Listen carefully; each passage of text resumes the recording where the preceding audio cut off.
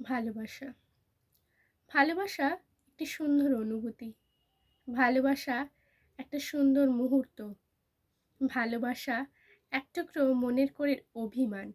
আর যে মানুষটিকে আমি ভালোবাসি সেই মানুষটির হাত ধরে আমি এক নতুন স্বপ্নের হাতছানি দিই। ভালোবাসার কোনো অভিব্যক্তি হয় না। ভালোবাসার প্রকাশ শুধুমাত্রই তার অন্তরে। কিন্তু আমরা অনেক সময় ভালোবাসার প্রকাশ করতে পারি না। যে মানুষটিকে ভালোবাসি সেই মানুষটিকে হয়তো মুখ ফুটে বলতে পারি না, আমি তোমাকে ভালোবাসি।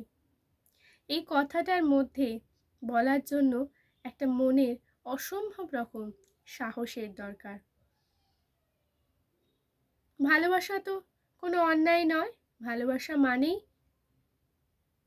একটা সুন্দর মানুষের সঙ্গে নিজের পরিচিতি, নিজের অন্য একটি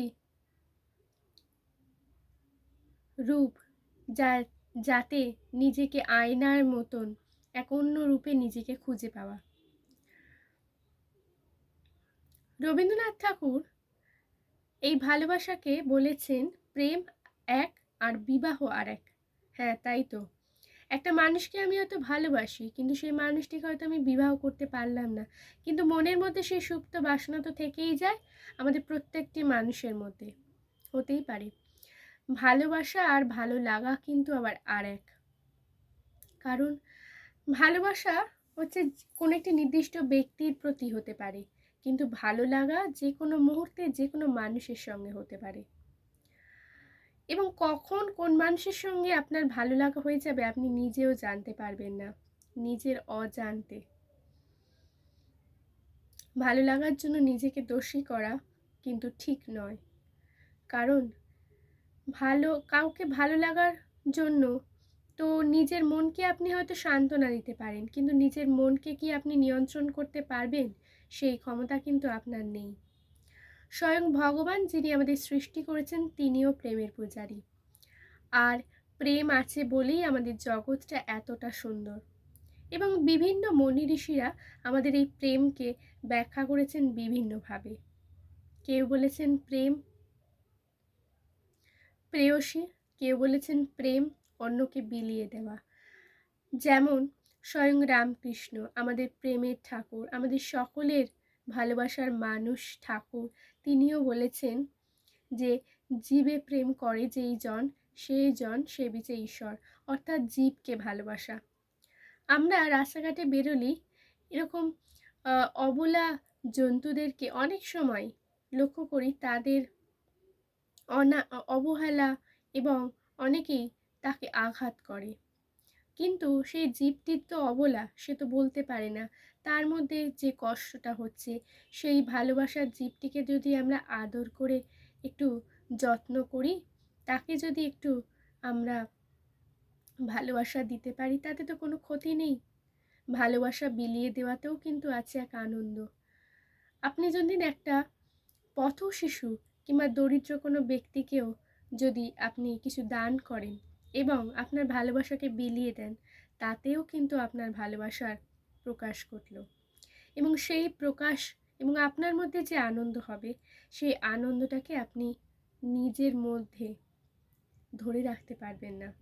কারণ ভালোবাসা এমনই হয়। ভালোবাসার কোনো ব্যাখ্যা হয় না। ভালোবাসা শুধু একটা অনুভূতি মাত্র।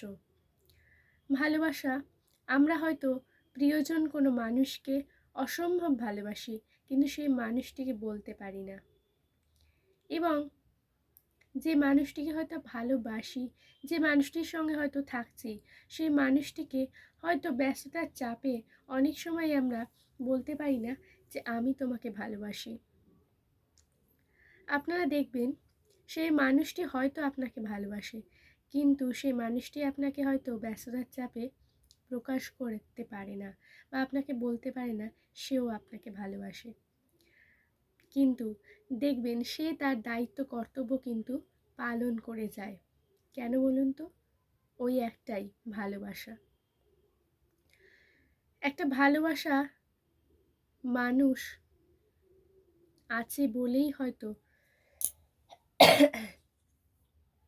আমরা সকলে ভালোবাসা দিতে পারি, আর ভালোবাসা যদি আপনি কাউকে দেন, সেও আপনাকে বিনিময়ে সেই ভালোবাসাটাই আপনাকে ফিরিয়ে দেবে, তার থেকে হয়তো দ্বিগুণও ফিরিয়ে দিতে পারে। ভালোবাসার প্রকাশ হয় সুন্দর।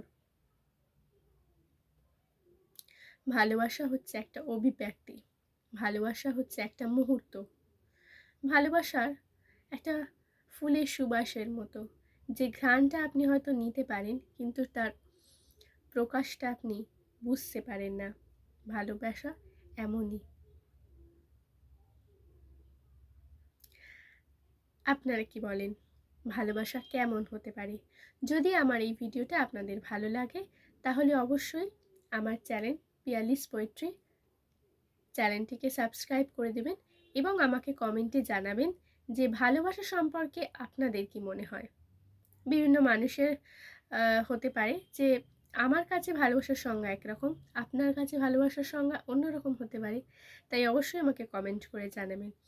এবং যদি আপনার মনে হয় যে আমার ভিডিওটা আপনাদেরকে অনুপ্রাণিত করেছে কিংবা ভালো লাগার থেকেও বেশি কিছু, তাহলে অবশ্যই লাইক ও শেয়ার করে দেবেন আপনার প্রিয়জন এবং বন্ধুদের কাছে। টাটা বন্ধুরা, ভালো থাকবেন।